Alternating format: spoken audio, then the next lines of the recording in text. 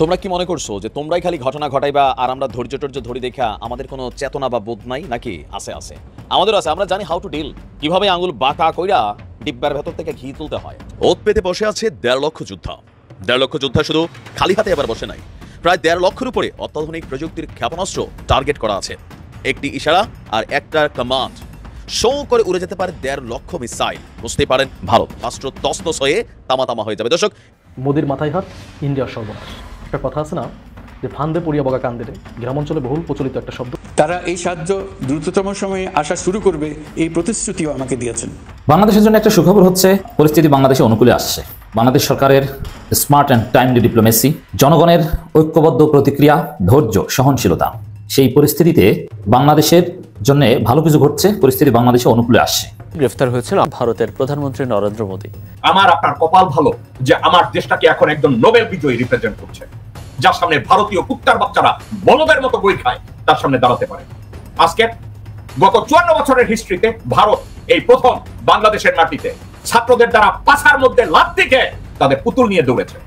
উত্তেজনার মধ্যে এবার ভারতকে ব্যান্ড উইথ ট্রানজিট দেওয়ার প্রস্তাব প্রত্যাখ্যান করল বাংলাদেশের অন্তর্বর্তী সরকার। বাংলাদেশের ভূখণ্ড ব্যবহার করে এই সুবিধা ভোগের আবেদন জানিয়েছিল নয়াদিল্লি, কিন্তু সেই প্রস্তাব নাকচ করে দিয়েছে Bangladesh telecommunication regulatory commission. Bangladesh ইস্যুতে এবার সরাসরি মোদী সরকারকে দুষলেন পশ্চিমবঙ্গের মুখ্যমন্ত্রী মমতা বন্দ্যোপাধ্যায়। বাংলাদেশ সীমান্তে আগুন জ্বললে পশ্চিমবঙ্গ তো বটেই, বিহার উড়িষ্যাও রেহাই পাবে না। ভারতকে ঠেকানোর জন্য প্রতিটা বন্দুক, প্রতিটা ট্যাঙ্ক, প্রতিটা ড্রোন বাংলাদেশ কিনে থাকে। জাতীয় পার্টির বর্তমান চেয়ারম্যান GM কাদের তিনি একটি সংবাদ সম্মেলন করেছেন এবং দাবি করেছেন যে তিনি জাতীয় ঐক্যের নামে তিনি মূলত জাতীয় ওই অনৈক্যের ডাক দিয়েছেন। এই কথা তিনি কেন বলেছেন? তার দাবি যে বাংলাদেশের মোট জনসংখ্যার 50% মানুষ আওয়ামী লীগ এবং জাতীয় পার্টি। সম্মানিত দর্শক শ্রোতা, আসসালামু আলাইকুম। নতুন একটা নিউজ ভিডিওতে আপনাদের জানাচ্ছি স্বাগতম। এইমাত্র পাওয়া তাজা এবং গরম খবর। ডক্টর মোহাম্মদ ইউনূসের অহংকার দেখে কিন্তু ভারত চরমভাবে ভয় পেয়ে গিয়েছে। আপনারা কিন্তু ভিডিওর অংশ বেশি দেখে বুঝেই গিয়েছেন আমি এই কথাটি কেন বলেছি। ভারতের বিভিন্ন গণমাধ্যমে বাংলাদেশকে নিয়ে উল্টাপাল্টা নিউজ করার কারণে কিন্তু ভারত ভালোভাবে ফেঁসে যেতে পারে জানিয়েছে যুক্তরাষ্ট্র। সত্যি কি তাহলে এবার ভারতের অবস্থা খারাপ হতে চলেছে? আপনাদের কি মনে হচ্ছে তা কিন্তু অবশ্যই কমেন্ট সেকশনে বলে যাবেন। প্রিয় দর্শক শ্রোতা, আজকের ভিডিওটি খুবই চাঞ্চল্যকর, একটু স্কিপ করে সম্পূর্ণ দেখবেন। আমি আর বেশি কথা বাড়াতে চাচ্ছি না, সরাসরি আপনাদের বিস্তারিত ভিডিওতে নিয়ে যাবো। তার আগে আপনাদের কাছে ছোট্ট একটা রিকোয়েস্ট থাকবে, যারা এরকম লাইভ নিউজ পেতে পছন্দ করেন তারা দ্রুত এই চ্যানেলে সাবস্ক্রাইব করে আমাদের সাথেই থাকবেন। ইতিমধ্যে যারা সাবস্ক্রাইব করে দিয়েছেন তাদের সকলকে জানাচ্ছি অসংখ্য ধন্যবাদ। চলুন তাহলে এই ভিডিওতে লাইক করে বিস্তারিত ভিডিওটি মোবাইলের স্ক্রিন থেকে ধারাবাহিকভাবে দেখে আসি। জনগণকে তাদের মিডিয়া ব্যবহার করে, ওই যে একটা আছে না কি যে বাংলাদেশ শেষ, বাংলাদেশ থাকবে না, ওরকম চার চোখো কিছু সাংবাদিক দিয়ে মারি প্রচার প্রপাগান্ডা চালিয়ে জনগণকে দিয়েছে বিগড়ে। আর এর ফলে কলকাতার যারা ব্যবসায়ী তারা ভাবলো যে একটা কাজ করা যায়, মানে বাঙালিকে একদম উচিত শিক্ষা দিব। বাংলাদেশিদের উচিত শিক্ষা দিতে গিয়ে কী করলো? নিজের নাক কেটে অপরের যাত্রা ভঙ্গে ট্রাই করলো। তো এখন এই জামাই আদর করার জন্য আবার এই কান্নাকাটি, মানে কি আসলে দেখেন, আমি বরাবরই বলছি যে রাজনীতিবিদদের কথার ফাঁদে পা দিবেন না, মিডিয়াতে যা আছে তাই খাবেন না, কারণ এই মুহূর্তে ভারতের মিডিয়া কোথাও না কোথাও বাংলাদেশকে অস্থিতিশীল করার ট্রাই করছে। তো সেই তো লাইনে এলেন, মানে মাঝখানে এত কাহিনী কেন করলেন? কিন্তু এখন চাইলেই কি বিষয়টা সমাধান হয়ে যাচ্ছে?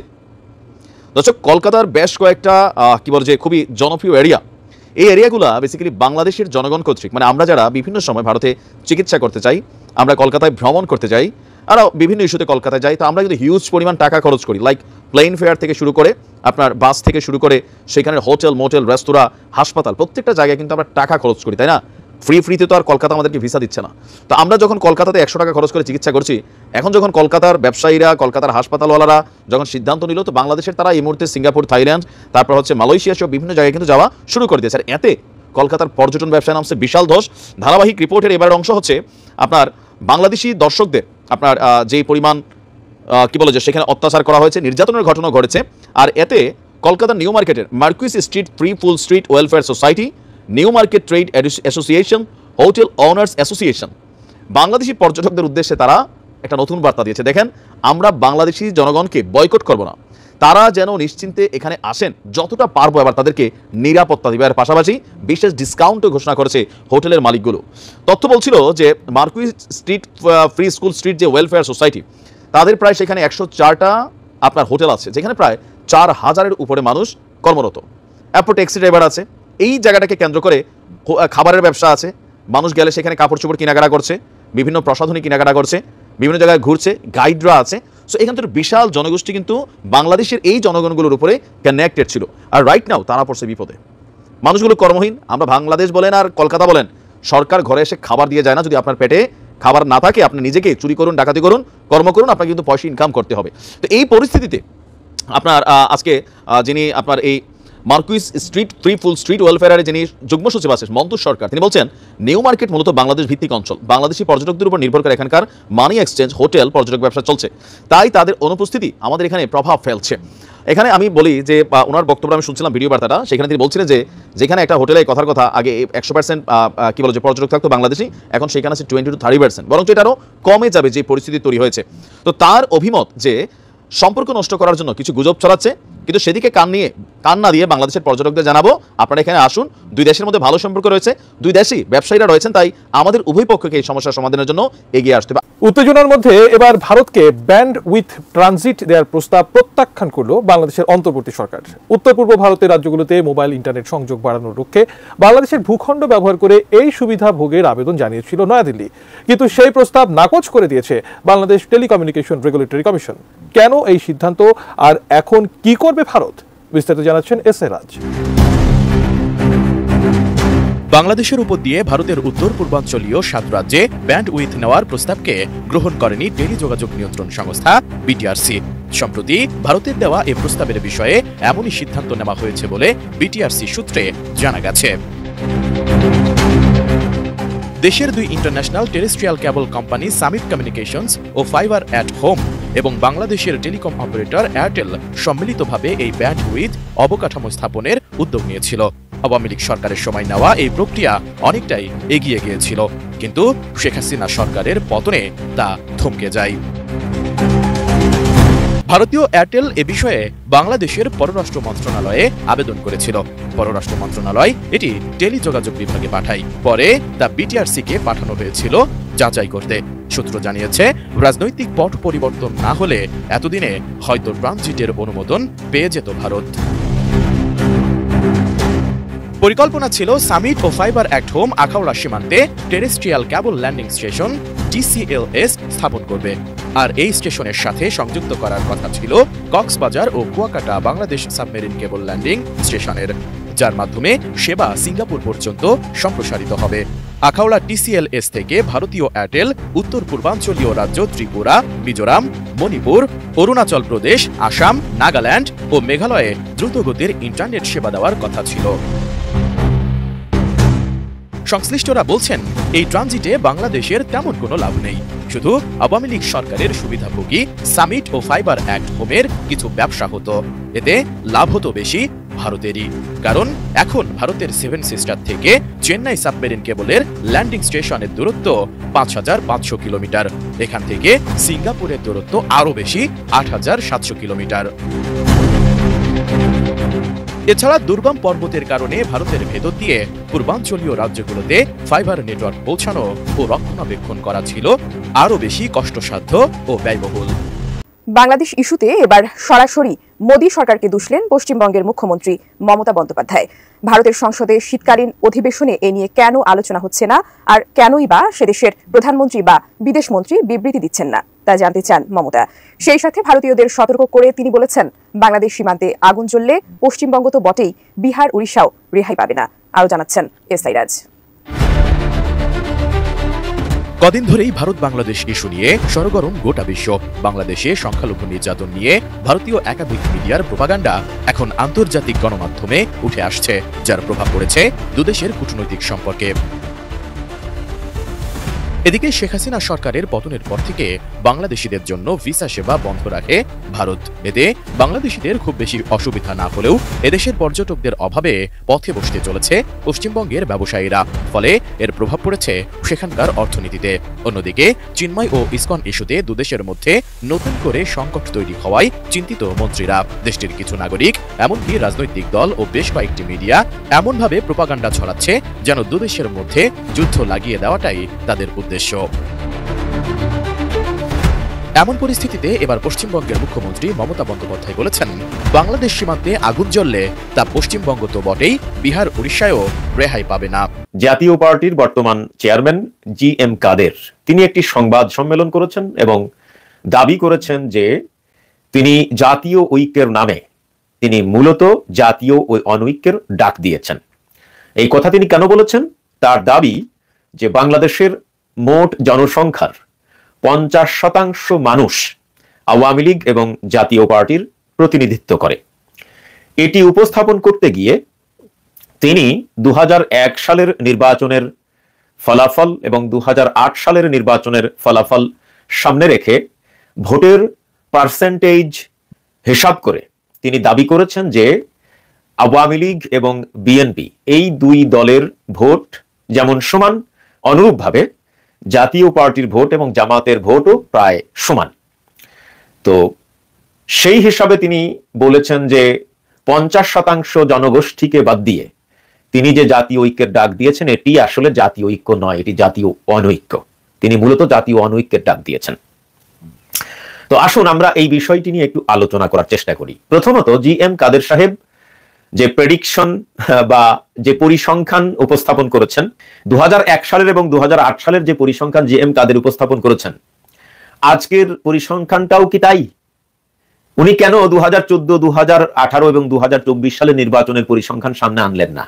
এই জন্য আনলেন না যে ওগুলো মানুষের সামনে উপস্থাপন করলে তার বক্তব্যে তিনি ধরা খাবেন, এই জন্য তিনি ওইটা সামনে আনেন নাই। 2014 সালে যে নির্বাচনটা হয়েছিল সেই নির্বাচনে ভোট পড়েছিল কত শতাংশ? 5%। তার মানে 2008 সালের নির্বাচনে আওয়ামী লীগ 48% ভোট পেয়েছিল একাই, জাতীয় পার্টিও ভোট পেয়েছিল 7%-এর বেশি। তার মানে জাতীয় পার্টি এবং আওয়ামী লীগ মিলিয়ে ভোটের সংখ্যা ছিল প্রায় 55%। সেই জায়গায় 2014 সালের নির্বাচনে তাদের সেই জনসমর্থন 55% নেমে দাঁড়িয়েছে মাত্র 5%। এইটা উনি বলেন নাই, কারণ বললে ওনার বক্তব্যে উনি ধরা খাবেন, এই জন্য উনি বলেন নাই।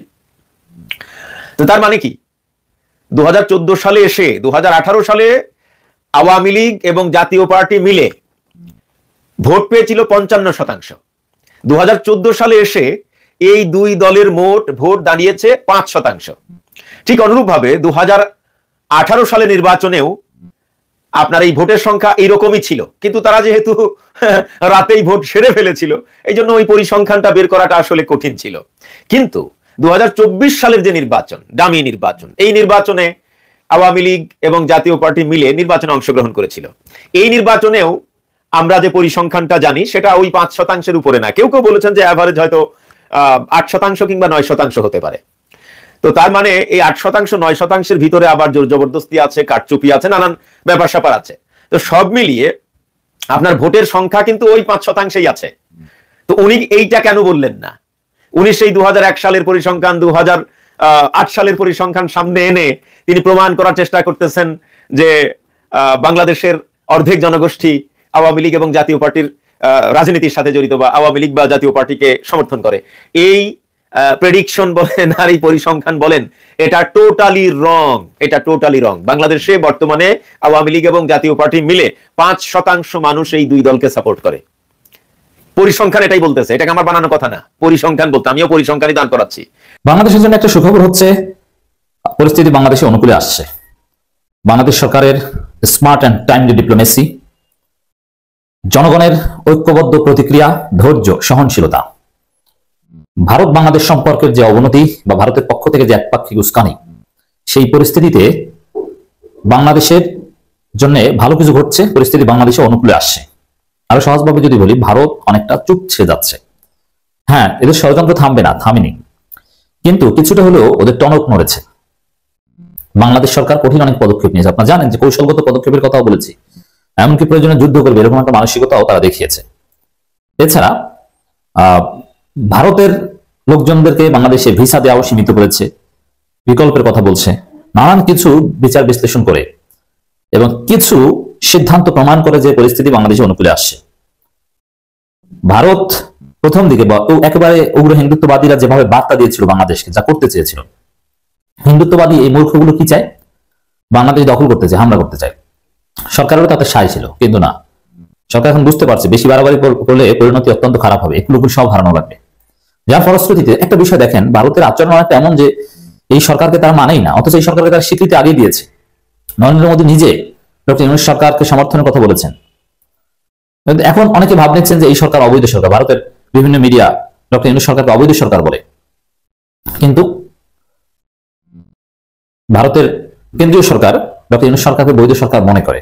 তার অংশ হিসেবে একটা খবর, ঢাকা আসছেন ভারতের পররাষ্ট্র সচিব, মানে পররাষ্ট্র সচিব পর্যায়ে বৈঠক হবে, এটা একটা অগ্রগতি, এটা বাংলাদেশের অনুকূলে পরিস্থিতি আসার একটা এক্সাম্পল। এখন পররাষ্ট্র সচিব পর্যায়ে বৈঠক, এর আগেও আপনারা জানেন যে পররাষ্ট্র উপদেষ্টা বা মন্ত্রী পর্যায়ে বৈঠক হয়েছে, সামনে আরো বৈঠক হবে, এক পর্যায়ে ডক্টর ইউনূস মোদী বৈঠক হবে। এভাবে পরিস্থিতি ধীরে ধীরে ওভারকাম হবে, বাংলাদেশে অনুকূলে চলে আসবে। বাংলাদেশ যদি উস্কানিতে বা ফাঁদে পা দিত তাহলে হয়তো বা পরিস্থিতি জটিল হতো, কিন্তু বাংলাদেশ যেহেতু সহনশীলতা দেখিয়েছে, আবার একেবারে চুপ করেও থাকে, নতজানু নীতিও দেখায়নি, এসব মিলিয়ে এই বৈঠক হওয়া পরিস্থিতি নর্মালাইজেশন ইঙ্গিত। ভারত বাংলাদেশ সম্পর্ক ভারত বাধ্য হবে একটা কাঠামোর মধ্যে নিয়ে আসতে, এবং উল্টোপাল্টা থার্ড ক্লাস ভিলেজ পলিটিক্স এর মতো আচরণ করবে না। ভারতের পররাষ্ট্র সচিব ঢাকায় আসবেন, এই আসার এই সিদ্ধান্ত ডেফিনেটলি বাংলাদেশের জন্য ইতিবাচক, এবং এটাকে আমরা সুখবর বলছি। সামনে আরো ভালো কিছু হওয়ার লক্ষণ এটা। ভারতের এই সন্ত্রাসীরা বা আওয়ামী লীগ যেভাবে ভারতের কাছ থেকে যা এক্সপেক্ট করে, যদি ভারতের কেন্দ্রীয় সরকার সেটাই করতে হুবহু, ভারতের কেন্দ্রীয় সরকার যা করছে আমি কিছুতেই বলছি না ঠিক, কিন্তু শত বেঠিকের মধ্যেও কিছু ঠিক আছে। যদি আওয়ামী লীগের প্রত্যাশা অনুযায়ী হুবহু কাজ করতো, তাহলে এই পররাষ্ট্র সচিব পর্যায়ে বৈঠকের স্থগিত করে দিত নানান কারণ দেখিয়ে, কিন্তু সেটা কিন্তু দেয়নি, হবে। বাংলাদেশ সরকারের সঙ্গে আলোচনার জন্য নিজেদের পররাষ্ট্র সচিবকে ঢাকায় পাঠাচ্ছে ভারত, মানে আলাপ আলোচনা, ডায়লগ মানে সমস্যা সমাধান হবে। আর এখানে আলাপ আলোচনা কি বলবে? আলাপ আলোচনা তো নির্বাচন দিতে বলতে পারবে না, আর বাংলাদেশে অভ্যন্তরীণ রাজনীতি হস্তক্ষেপ করতে পারবে না। বাংলাদেশ বরং আরো ভালোভাবে ভারত সরকারকে তার অবস্থান জানাতে পারবে, ভারত সরকারকে আরো চাপ দিতে পারবে। হয়তো কেমন একটা আলোচনা ভারতে কেউ কেউ করছেন যে বাংলাদেশ মনে হয় ভারতের বিরুদ্ধে যুদ্ধ প্রস্তুতি নিচ্ছে, মানে বাংলাদেশ ভারতকে আক্রমণ করতে যাচ্ছে, এরকম একটা কথা যদি কেউ বলে, উদ্ভট এবং হাস্যকর কোনো কথা হতেই পারে, এবং এই মুহূর্তে তো প্রশ্নই আসে না। কিন্তু ইন্ডিয়া টুডের একটা নিউজের প্রতি আমি আপনাদের দৃষ্টি আকর্ষণ করি। বাংলাদেশের কেউ কেউ এটা নিয়ে নিউজ করেছেন, শুধু সেটা না, আমাদের প্রধান উপদেষ্টার প্রেস উইংকে এটার জবাব দিতে হয়েছে। মানে হেডলাইনগুলো দুটো নিউজ তারা করেছে, মানে একটাও না। Bangladesh deploys Turkish drones near border, India on high alert, sources. Turkish drone Bangladesh ইন্ডিয়ার বর্ডারের কাছে ডিপ্লয় করেছে এবং ইন্ডিয়া হাই অ্যালার্টে আছে। এর কয়েক ঘন্টা পরই তাদের একটা ফলো আপ রিপোর্ট আবার এরকম, what's Bayraktar TB2 drone deployed by Bangladesh and is India prepared. মানে এই ধরনের হেডলাইন আমার মনে হয় একটা কথা খুব ক্লিয়ারলি বোঝা যায় যে তারা বাংলাদেশের এই ড্রোন আছে এবং এই ড্রোন ডিপ্লয় করছে, এটা নিয়ে মহাভারত অশুদ্ধ হয়ে যাচ্ছে এবং এটা একটা যুদ্ধ, তারা অ্যালার্ট আছে এটা বলছে, আবার বলছে ইন্ডিয়া কি প্রিপেয়ার্ড কিনা ইত্যাদি ইত্যাদি, এবং এই ড্রোন সম্পর্কে বিস্তর তথ্য তারা এখানে হাজিরও করেছে। যাই হোক, যেটা বলছিলাম, রীতিমতো আমাদের প্রধান উপদেষ্টা প্রেস উইংকে জবাব দিতে হয়েছে যে না, এরকম কোনো কিছু আমরা করিনি। আমি পাল্টা আর একটা কথা বা প্রশ্ন করতে চাই, আমরা যদি এটা করি তো আমরা ড্রোন কিনেছি, আমি আসবো এই ড্রোনের আলোচনা। আসলে আমি এইটার বাহানায় বাংলাদেশের সামরিক বাহিনীর হার্ডওয়্যার কি থাকবে এবং আমাদের সামরিক যে স্ট্র্যাটেজি সেটার সভারেন্টি নিশ্চিত করা নিয়ে আলাপ করতে চাই। আমি মনে করি হাসিনা উত্তর বাংলাদেশে এটা আমাদের সবচেয়ে গুরুত্বপূর্ণ কাজগুলোর একটা, আই রিপিট, সবচেয়ে গুরুত্বপূর্ণ কাজগুলোর একটা হচ্ছে আমাদের সেনাবাহিনীর মানে ওভারঅল স্ট্র্যাটেজি সার্বভৌম করে তোলা। শেখ হাসিনার সময় এই জায়গাটা খুবই কম্প্রোমাইজ ছিল, আমরা জানি। সো আসবো, মানে ভারতের অ্যাটিটিউড এবং ভারত কেন এই ড্রোন মোতায়েন নিয়ে এই আওয়াজ তুলছে, এটা মিথ্যা হলেও এই আওয়াজের কোনো অর্থ নেই, এটা যদি সত্যও হয়ে থাকে এটা নিয়ে এত রিয়াকশন দেখানোর কিছু নাই। বাংলাদেশ ড্রোন কিনেছে এবং ড্রোন কিনে সে এটা বর্ডারের কাছে ওড়াতেই পারে, এটা কোনো ব্যাপার না। আমরা একটু ড্রোন নিয়ে আসি। বাংলাদেশ Bayraktar TB2 এই ড্রোনটা আমরা অনেকে চিনি যারা ইন্টারন্যাশনাল ইস্যুগুলো খেয়াল করি, আমাদের একেবারে সামরিক বিশেষজ্ঞ হতেই হবে তা না। আমি অবশ্য একটা কথা বলি, সেটা হচ্ছে আমরা যদি আন্তর্জাতিক রাজনীতি এবং ভূরাজনীতি বুঝতে চাই, আমাদের আসলে সামরিক বাহিনী সম্পর্কে, অস্ত্রশস্ত্র সম্পর্কে খুব ভালো ধারণা রাখতে হবে, না হয় আসলে এটা বোঝা যাবে না। আমার অন্য একটা চ্যানেল ছিল বা আছে যাই বলি, ওখানে খুবই রেগুলার শেখ হাসিনার সময়ের জুলাই শুরু হওয়ার পর ওখানে আসলে আর কোনো কন্টেন্ট দেওয়া হচ্ছে না, জাস্ট টেক অন জিওপলিটিক্স, ওখানে এই কথাটা আমি রিপিটেডলি বলতাম। যাই হোক, একটু আসি এই ড্রোনটা বাংলাদেশ, আমি সোফার ঘেটে দেখলাম যে এখন পর্যন্ত 6টা কিনেছে। এটা খুবই আলোচিত একটা ড্রোন, কারণ এই ড্রোনে খুব উল্লেখযোগ্য কিছু সাফল্য আছে। যদিও ইউক্রেন যুদ্ধ ড্রোন কিভাবে ব্যবহৃত হবে সেই ধরনটাও পাল্টে দিচ্ছে। এটা হচ্ছে বাইরাক্তার TB2, এটা টার্কিশ মেড একটা ড্রোন এবং এটা একটা কম্ব্যাট ড্রোন। কম্ব্যাট ড্রোন মানে হচ্ছে, আমরা যারা খুব জানি না তাদের উদ্দেশ্যে বলছি, অনেকেই নিশ্চয়ই জানি, সেটা হচ্ছে এগুলো অস্ত্র বহন করতে পারে। এগুলো বাইরাক্তার TB2 কিছু বোমা এবং কিছু শর্ট রেঞ্জের এয়ার টু সারফেস মিসাইল নিয়ে যেতে পারে, সেগুলো দিয়ে সে আক্রমণ করতে পারে। আমরা আমেরিকান এরকম কম্ব্যাট ড্রোন অনেক আগে চিনেছি, প্রিডেটর, রিপার, এগুলো। বাইরাক্তারের সুবিধা হলো এটা বেশ তুলনামূলকভাবে আমেরিকান ড্রোনগুলোর তুলনায় অনেক সস্তা, কিন্তু হাইলি এফেক্টিভ। ভারত নিজে পর্যন্ত সেই 2020-এর আজারবাইজান আর্মেনিয়ার যুদ্ধের কথা তুলে এনেছে। নাগর্নো কারাবাখ নিয়ে যে যুদ্ধ হয়, সেখানে অ্যাপারেন্টলি আজারবাইজানের চাইতে বেশি পাওয়ারফুল আর্মেনিয়ান সেনাবাহিনী বেশ বড় বিপদে পড়েছিল এই টার্কিশ বাইরাক্তার TB2-র সাফল্যের কারণে। আপনারা যে কেউ অনলাইনে সার্চ করে দেখতে পারেন বাইরাক্তার TB2 কীভাবে সাকসেসফুল হচ্ছে, প্রচুর ভিডিও পাওয়া যায়। আপনি ওখান থেকে তোলা, ড্রোন থেকে তোলা ফুটেজে দেখবেন। মানে একটু সাহস থাকতে হবে, কারণ এখানে প্রচুর মৃত্যু দেখা যায়, প্রচুর ধ্বংস দেখা যায়, কিন্তু ওগুলো প্রচুর পাওয়া যায়। সো ওটার কথাও তারা তুলে এনেছে। সো বাংলাদেশ এটা কিনেছে, আমি দেখলাম যে আরও 6টা মোট 12টা কেনার কথা, এবং পৃথিবীর বহু দেশ, আফ্রিকার ইথিওপিয়া, সোমালিয়ার মতো দেশেরও এই ড্রোন আছে। শুধু এটা কোনো মেজর ইস্যু না, কিন্তু ভারতের চেঁচামেচি দেখে মনে হচ্ছে যে এটা আমাদের জন্য বিরাট অপরাধ হয়েছে। আমরা ড্রোন কিনেছি এবং আমরা সীমান্তে এটাকে মাঝে মাঝে ওড়াচ্ছি, ডিপ্লয় করছি। আমাদের ড্রোন এসব কারণেই কেনা হয়েছে, এবং খুব স্বাভাবিকভাবে যুদ্ধ পরিস্থিতি ছাড়া এগুলোতে হয়তো কোনো অস্ত্রশস্ত্র বহনও করে না, এটা সার্ভেলেন্সের জন্য ব্যবহার করে, এবং সার্ভেলেন্সের জন্য ব্যবহার তো করতেই হবে। আমাদের এই বর্ডার এরিয়াতে ভারত যা করছে, আমাদের একটা সার্ভেলেন্স তো রাখতেই হবে। এটা ভারতও নিশ্চয়ই করবে, নিশ্চয়ই প্রতিটা দেশ তার মতো করে করবে। কিন্তু শোরগোলের একটা উদ্দেশ্য আছে। বাংলাদেশ আসলে কি অস্ত্র কিনবে, কি অস্ত্র কিনবে না, এটা ভারত নির্ধারণ করে দিত, ভারত পারমিট করতো, এবং তারা খুব সিরিয়াসলি চেয়েছে শেখ হাসিনার সময় এটা শেখ হাসিনা আরও ক্ষমতায় থাকলে হতো। বাংলাদেশ যাতে তার মিলিটারি হার্ডওয়্যারের জন্য শতভাগ না হলে অন্তত মেজরিটি 60-70% ভারতের উপরে ডিপেন্ডেন্ট হয়, তার পচা অস্ত্র আমাদেরকে গছিয়ে দেওয়ার তারা চেষ্টা করতো। আমাদের মনে আছে নিশ্চয়ই কয়েক বছর আগে শেখ হাসিনা ভারতে গিয়েছিলেন, তখন $50 কোটি একটা ঋণ ভারত দিয়েছিল ভারতের সমরাস্ত্র কেনার জন্য। ভারতের সমরাস্ত্র ভারতের সামরিক বাহিনী নিতে চাইছে না, তাদের অবস্থা এতটাই খারাপ। আমরা ভারতের ফাইটার তেজাস নিয়ে যারা খোঁজ খবর রাখি তারা জানি যে বানানোর পর মানে এয়ারফোর্স এটা নিতে বহুবার কড়িমসি করেছে, না এটা আপ টু দ্য স্ট্যান্ডার্ড হয়নি। যাই হোক, কিন্তু বাংলাদেশকে তারা চেয়েছে, বাংলাদেশ কি করবে না করবে সেটা তাদের একটা রেড লাইন ছিল। এর মধ্যে একটা গুরুত্বপূর্ণ রেড লাইনের কথা আমি উল্লেখ করতে পারি, সেটা হচ্ছে বাংলাদেশ যখন সাবমেরিন কিনেছিল। সেই সাবমেরিন কেনার পর ভারতের মিডিয়াতে প্রচণ্ড রকম তোলপাড় হয়েছিল। সার্চ করতে গিয়ে পেলাম যে ইন্ডিয়ান মিলিটারি কনসার্ন দেখাচ্ছে সাবমেরিন কেনার জন্য।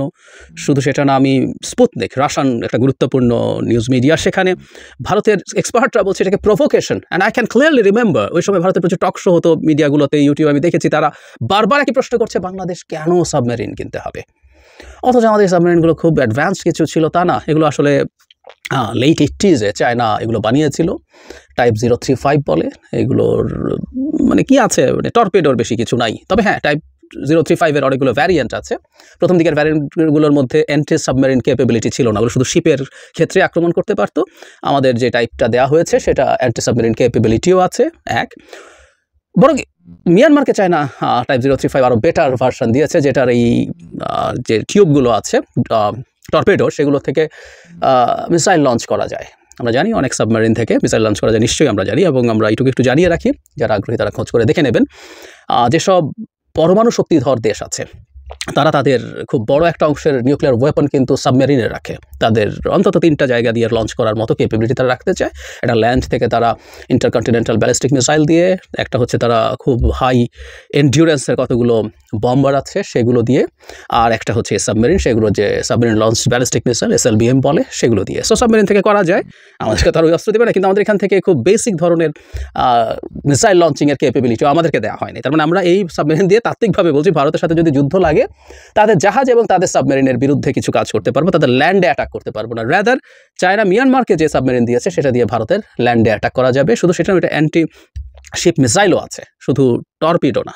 আমাদের মানে আপনি চাইলে ওই টিউবগুলোতে যে কোনো করতেন। সো টাইপ 035-এরও বেশ পুরনো একটা সাবমেরিন, এটাকে রিফারবিশ করে দিয়েছে, এবং যে দাম নেওয়া হয়েছে আমি খুব ধারণা করি এটা গছিয়ে দেওয়া হয়েছে, এবং চায়নাকে খুশি করার জন্য সরকার এটা কিনেছিল। এটা খুব বেশি ভালো এফেক্টিভ কিছু না, কারণ ওই সময়কার সাবমেরিনগুলো এত বেশি ইজিলি ডিটেক্ট করা যায়, ওই প্রযুক্তির অনেক অনেক পাল্টেছে। এটাকে কিছুটা আপগ্রেড করা হয়েছে বলা হচ্ছে, কিন্তু আসলে মনে হয় না এগুলো খুব ভালো অস্ত্র, এবং চায়নাকে খুশি করার জন্য, তাকে টাকা দেওয়ার জন্যই সরকার এগুলো কিনেছে। এবং কেনা মানেই হচ্ছে এগুলোতে বিরাট মানে লোকসান, বিরাট চুরির সুযোগ থাকা, সেটা করেছে দেশের লোকসান করে। যাই হোক, ভারত এরপর এসব তো শুধু করলোই না, ভারত মিয়ানমারকেও একটা সাবমেরিন দিল, এবং তার সাবমেরিন ওয়ারফেয়ারের জন্য যাবতীয় ব্যবস্থা তাকে দিয়ে দিল। এটার উদ্দেশ্য হচ্ছে বাংলাদেশকে একটা শিক্ষা দেয়া। ফলে আমরা দেখতে পাচ্ছি বাংলাদেশ তার মতো করে কোনো সিদ্ধান্ত নেবে, সেই সিদ্ধান্ত নিয়ে উঠতে পারে না। আমাদের একবার মনে হয় নিউজ চোখে পড়েছিল যে বাংলাদেশ হেলিকপ্টার গানশিপ কিনতে চায়, এর মধ্যে অ্যাপাচে কিনবে, এরকম নিউজ বাইরের কিছু কিছু ডিফেন্স নিউজ রিলেটেড পোর্টালে বা নিউজের মিডিয়াতে এসেছিল, কিন্তু আমরা এটা কিনতে পারিনি। ধারণা করা হয় এটাও ভারত বাদ সেধেছে। আমাদের এটা মনে করার ক্ষেত্রে কোনো রকম কোনো দ্বিধা থাকবে না যে ভারত যদি না চায়, বাংলাদেশ আসলে ওই একটাই রেড লাইন ক্রস করেছিল, সেটা হলো সাবমেরিন কেনা। সেটা নিয়ে তীব্র ক্ষোভ আছে। শুধু সেটা না, ভারত এই যে সাবমেরিনের যে স্টেশন তৈরি হচ্ছে কক্সবাজার, ওখানে পেকুয়া নামে একটা জায়গায়, এটা নিয়েও ভারতের সিরিয়াস কনসার্ন আছে। ভারত কিন্তু এই সাবমেরিন ডক নিয়ে অনেক কথাবার্তা শেখ হাসিনার সময় বলেছে, এবং সেখানে কাছাকাছি কোনো একটা জায়গায় তারা তাদের প্রেজেন্স এনশিওর করতে চাইছিল। এখনও কিন্তু ওই ব্যাপারটা রয়ে গেছে, তারা এটা কোনোদিনও মেনে নিতে পারবে না, মেনে নেব না, এটা একটা ধরন বা ঠং তাদের এখনও আছে। পোস্ট হাসিনার সময় আমাদের আসলে উচিত হবে ভারতের কবল থেকে আমাদের সামরিক স্ট্র্যাটেজি, সামরিক সব সিদ্ধান্ত বের করে আনা। আমরা পাকিস্তান থেকে আর্টিলারি শেল কিনবো আমাদের প্রয়োজন যেখানে হবে, এবং ভারতের সাথে এই কোনো রকম কোনো সামরিক চুক্তি আসলে ভারতের সাথে রাখা যাবে না। কারণ আমরা যখন যে কোনো আমাদের সামরিক পরিকল্পনা তৈরি করব, আমাদের বর্ডার আছে শুধুমাত্র দুটো দেশের সাথেই, মিয়ানমার আর ভারত। সুতরাং আমাদের পরিকল্পনার মধ্যে আমরা বলছি ভারতের সাথে আমরা যুদ্ধ করতে যাচ্ছি, কিন্তু ঠেকাতে গেলে ভারতের সাথেই সেটা ঠেকানোর চেষ্টা করতে হবে আমাদের। সুতরাং ভারত যদি অসাধারণ যুদ্ধাস্ত্র তৈরি করে, স্ট্র্যাটেজিক্যালি সেটা কেনা বাংলাদেশের জন্য কোনোভাবেই ঠিক হয় না। এটা খুবই বেসিক নলেজ অফ ওয়ারফেয়ার। তো আমাদের সরকারের উচিত হবে অন্তত এই জায়গায় ভারতের উপরে কোনো রকম কোনো ডিপেন্ডেন্স না রাখা। দেখেছি বাংলাদেশ অনেক মিলিটারি ভেহিক্যালও কিনছে ভারতের কাছ থেকে, তার ওই যে লাইন অফ ক্রেডিট যেটা ছিল সেটার মাধ্যমে। এগুলো থেকে বেরিয়ে আসা উচিত বলে আমি মনে করি। এবং সবচেয়ে জরুরি কথাটা হচ্ছে বাংলাদেশের প্রয়োজন মতো সিদ্ধান্ত নেবে। যেমন আমি ধারণা মানে আমি মনে করি যে বাংলাদেশের যেহেতু অনেক বেশি ক্যাপাবিলিটি নেই, বাংলাদেশের আসলে প্রচুর এয়ার ডিফেন্স সিস্টেম কেনা দরকার। কারণ এখনকার যুদ্ধে যেটা হয়, এয়ার ডিফেন্স সিস্টেম থাকলে আপনি অন্তত ঠেকাতে ভালো পারেন। আমরা এবারকার রাশিয়া ইউক্রেন যুদ্ধের সময় দেখেছি, আমরা একটা ভালো এয়ার ডিফেন্স সিস্টেম কিনতে গেলেও আমি মোটামুটি নিশ্চিত ভারত বাদ সাধবে। শুধু সেটা না, এই যে আমরা এখন কমব্যাট ড্রোনের কথা বললাম, রাশিয়া ইউক্রেন ওয়ার দেখিয়েছে। শুরুর দিকে বাইরাক্তার ইউক্রেনেরও ছিল এই ড্রোনটা, শুরুর দিকে ভালোই সাফল্য পাচ্ছিল, কিন্তু একটা পর্যায়ে অত সাফল্য এটা হচ্ছিল না। তার চাইতে বরং তখন নতুন করে আরেকটা শব্দ আমরা এবার অনেকেই শিখলাম, সেটা হচ্ছে কামিকাজে ড্রোন। যে ড্রোনটা আর ফিরে আসবে না, বাইরাক্তার যাচ্ছে, সে অসাধারণ প্লেনের মতো, ফাইটারের মতো যাচ্ছে, সে তার পেলোড ওখানে যদি ইউজ করে, সে তার বোমা মিসাইল মেরে সে আর ফেরত আসে। এখন পরবর্তীতে দেখা গেলো তার চেয়ে আরও সস্তায় কামিকাজে ড্রোন ইউজ করা যায়, যে ড্রোনটা নিজে গিয়ে ওখানে বোমার মতো পড়বে। সো এটা সস্তায় বানানো হয় এবং এটা আরও বেটার অপশন। এর মধ্যে আমরা শাহিদ ড্রোনের কথা জানি ইরানের, আমরা ল্যান্ডসেট, রাশিয়া এই মুহূর্তে আমরা যারা যুদ্ধের খোঁজ খবর রাখবো, রাশিয়া ইউক্রেন যুদ্ধের ওখানে ল্যান্ডসেট অসাধারণ পারফর্ম করছে। তো এইরকম কামিকাজে ড্রোনও আমাদের কিনতে হবে। এরকম আরও বহু কিছু আমাদের যা যা প্রয়োজন মনে হয় আমরা তা কিনবো, সেটা কিনবো। যে দেশ থেকে প্রয়োজন মনে হয় সেই দেশ থেকে কিনবো। আমাদের ফোর্সেস গোল একটা 2030 করেছিল শেখ হাসিনার সময়, আমি এটাকে রিভাইজ করা দরকার বলে মনে করি। আই রিপিট, আমাদের ফোর্সেস গোল যে 2030, আর খুব বেশি দিন নাইও, এটাকে আরও দরকার এক্সটেন্ড করা এবং এটাকে রিভাইজ করতে হবে। কারণ আমাদের ওই গোলের মধ্যে এটা ভারতকে দিয়ে পাশ করিয়ে নেওয়া হয়েছিল বলে নিশ্চিতভাবে আমরা বলে দিতে পারি। সো ইট মাস্ট চেঞ্জ, একেবারেই পাল্টাতে হবে এটা। সুতরাং এটা পাল্টানো এবং সেটা অনুযায়ী আমাদের নতুন করে সব কিছু সাজানো দরকার। আর একটা কথা বলে শেষ করি, আমাদের দেশে আমরা ছোটবেলা থেকে বেড়ে যখন উঠেছি, আমাদের দেশে কিছু সুশীল মানুষজনকে, সুশীল, এটা আমাদের অনেক ক্ষেত্রে এটা একটা ডেরোগেটরি শব্দ হয়ে গেছে। কারণ অনেকে এমন সব কথা বলেছেন যেগুলো আদতে রাষ্ট্রের স্বার্থের পক্ষে যায় না। যেমন আমরা সামরিক বাহিনী দিয়ে কী করবো, আমরা কি চেষ্টা করলে ভারতের সাথে যদি যুদ্ধ লাগে জিততে পারবো? এই নানান আলাপ করে বলা হয়েছে, এগুলো বন্ধ করে দিয়ে চেষ্টা করতে হবে আমরা এই খরচ বা এই টাকা অন্য জায়গায় ব্যবহার করি। আমি সিরিয়াসলি মনে করি পৃথিবী যেদিকে যাচ্ছে, সামনের দিকে যাবে, আমরা যদি ন্যূনতম আন্তর্জাতিক রাজনীতি এবং ভূ রাজনীতি বুঝে থাকি, তাহলে আমাদের একটা শক্তিশালী মিলিটারি লাগবে, সামরিক বাহিনী লাগবেই। একটা কথা জরুরি, অবশ্যই এটা একটু বলে রাখা ভালো, আমরা একটা গরিব দেশ। আমাদের গরিব দেশের সামরিক বাহিনীর মধ্যে আমাদের যারা সামরিক বাহিনীতে আছেন, তাদের ফ্যাসিলিটিস হয়তো কিছুটা কাটছাট করে, বরং আমাদের সামরিক সরঞ্জামের পেছনে অনেক বেশি খরচ বাড়াতে। আমাদের সামরিক ব্যয় যা হয় আমি জানি না, আমি নিশ্চিত নই, কিন্তু আমি জানি আমাদের পরিচিত মানুষজন আছে, খুব বড় একটা অংশ হয়তো তাদেরকে ফ্যাসিলিটি দেওয়ার ক্ষেত্রে অনেক বেশি ব্যবহৃত হয়। তো সেই ব্যাপারটা একটু খেয়াল করে আমাদের অন্তত যাতে আমরা আমাদের সরঞ্জাম কেনার ক্ষেত্রে, আমাদের বাহিনী আধুনিকায়নের ক্ষেত্রে ভালোভাবে কাজ করতে পারি, সেটা আমাদের ভাবা দরকার। যেমন আজকে আলোচনার সুযোগ নেই, আপনারা খুব ভালো মতো জানবেন যে আমাদের এয়ারফোর্সের অবস্থা যথেষ্ট দুর্বল। আমাদের যেসব ফাইটার দিয়ে আমাদের এয়ারফোর্স তৈরি হয়েছে, এগুলো কোনোভাবেই আসলে একটা মোটামুটি মানের প্রাথমিক কমব্যাটেই টিকবে না। সো ওই আরেক আলোচনা। সুতরাং আমাদের আসলে এই ব্যাপারগুলো নিয়ে খুব সিরিয়াসলি ভাবা দরকার, এবং ওই বাহানায় যে আমাদের ড্রোন ওড়া নিয়ে এই আলাপটা করে রাখলাম এবং আমাদের এই কনসাসনেস তৈরি করি, এবং আমরা যেন বলি যে আমরা ভারত মুক্ত, ভারতের কবল মুক্ত, ভারতের হস্তক্ষেপ মুক্ত একটা সামরিক নীতি, সামরিক স্ট্র্যাটেজি খুব দ্রুত যেন প্রণয়ন। প্রিয় দেশবাসী, শুরু থেকে শেষ পর্যন্ত যারা এই ভিডিওটি দেখেছেন সকলকে জানাই অসংখ্য অসংখ্য ধন্যবাদ।